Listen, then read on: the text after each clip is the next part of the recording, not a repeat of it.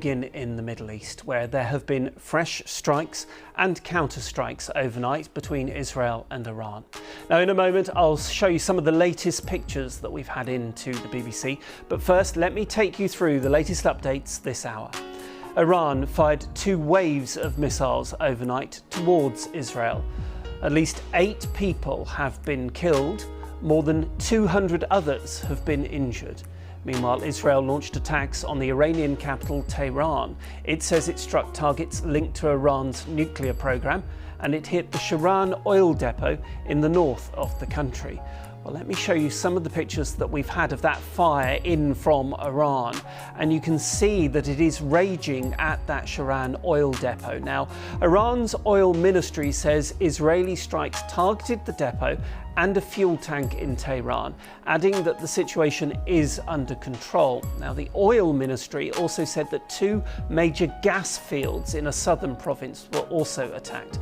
The Israel Defence Forces said it carried out air attacks on Tehran, targeting buildings linked to Iran's nuclear program, including the Defence Ministry. The strike on the oil depot appears to be the first attack on Iran's energy infrastructure. Iran, meanwhile, carried out another round of strikes on Israel, with the country's state TV saying it had launched a wide drone attack, while loud explosions were heard across Israel.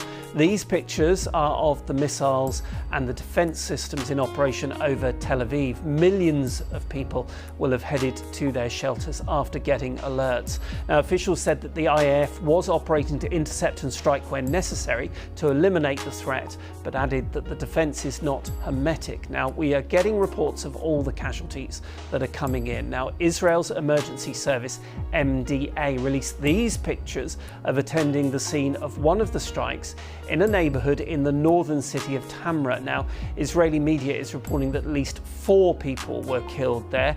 You can see the images showing that rescue operation and the damage to the buildings from that Iranian missile strike. Meanwhile, 4 people were killed in Bat Yam, that is a city in the Tel Aviv metropolitan area. Now, these pictures show the aftermath of the Iranian strike there. A building really appears to have taken a direct hit by a missile. First responders, of course, scrambled to the scene, looking through the debris to rescue the wounded. Now, we know that 4 people died, as I said. They were a woman in her 60s, a woman in her 80s, a boy around 10 years old, and also a young girl. Now, emergency services say 99 others were injured in this area. 4 of them are in a serious condition. You can see people trying to bring their pets out of that debris as well.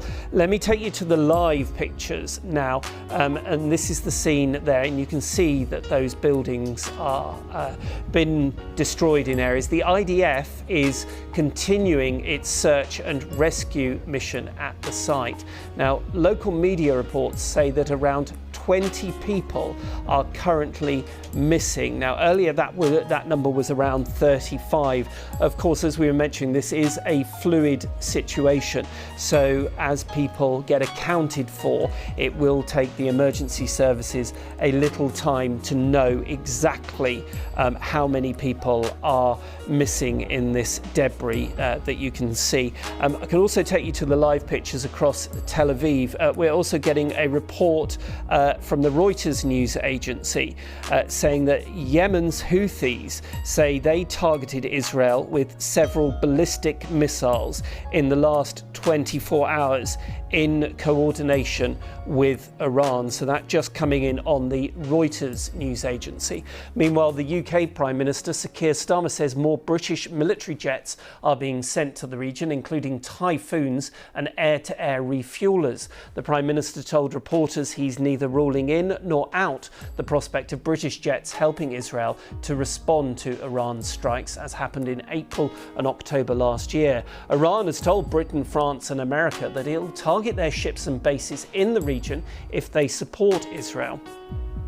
Well, in the last hour, President Trump has reacted to the latest strikes on Iran by Israel. He posted this message on Truth Social. I'll read it to you now. The US had nothing to do with the attack on Iran tonight. If we are attacked in any way, shape or form by Iran, the full strength and might of the US armed forces will come down on you at levels never seen before.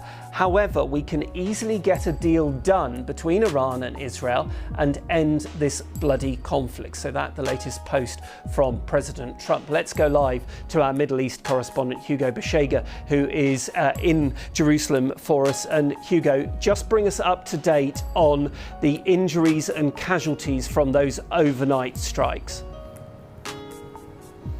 Yeah, Nikki, so it was another long night of attacks, the second night of Iranian attacks across Israel. We had sirens across the country and obviously, alerting people of the threat coming from those missiles. So in the first wave of attacks, a missile hit a residential area in the town of Tamra, which is a mainly Palestinian town in the north of the country. A house partially collapsed. At least 4 people were killed there, and it seems that all the victims are women from the same family. Then hours later there was a second wave of attacks. We heard loud explosions here in Jerusalem as the air defense systems tried to intercept those missiles, and a missile hit a residential building in the city of Bat Yam in the central part of Israel.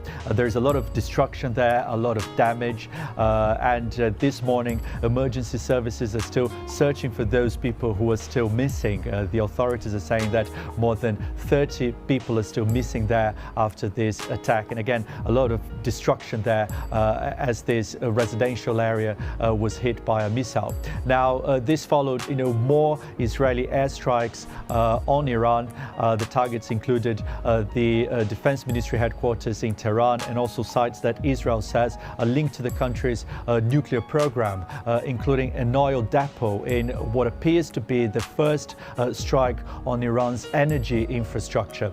We haven't had an update from the Iranian authorities yet in terms of casualties, but yesterday an Iranian official said more than 70 people had already been killed as a result of these Israeli airstrikes.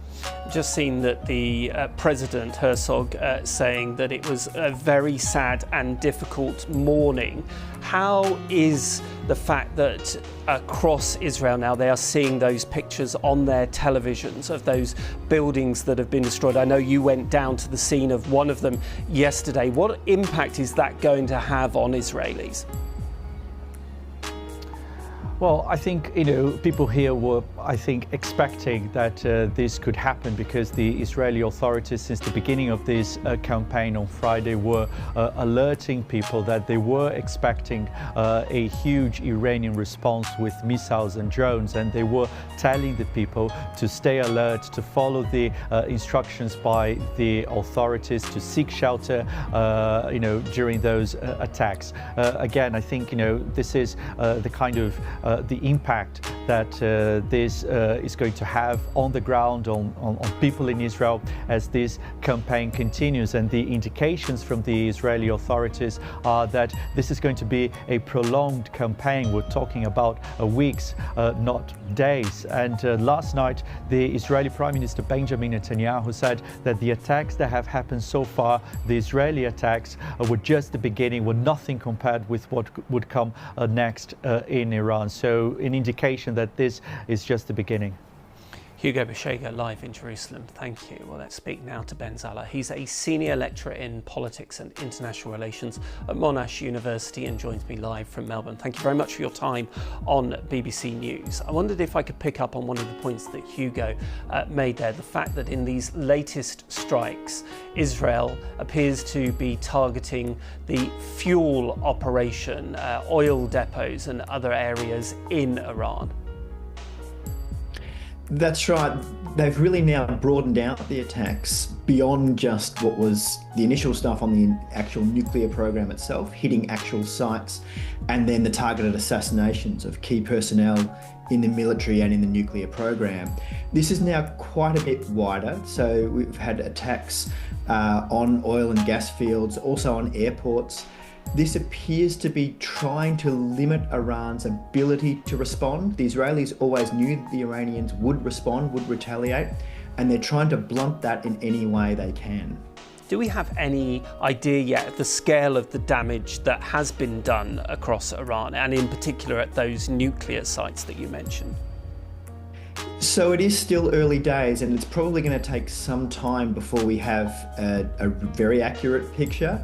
But we have some idea. I was just looking at some of the updated satellite images this morning, and these were mainly of the Natanz enrichment facility, which has both an underground and an above ground aspect to it. We don't really know anything about the damage to the underground facility, but the above ground facility appears to have been very extensively damaged. There are buildings that are just no longer there. There are structures that are completely obliterated.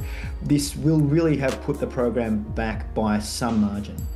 And what do you think the impact is going to be on normal Iranians? The fact that oil depots have been hit, that might also have an impact on the fact that they could even get petrol and other supplies.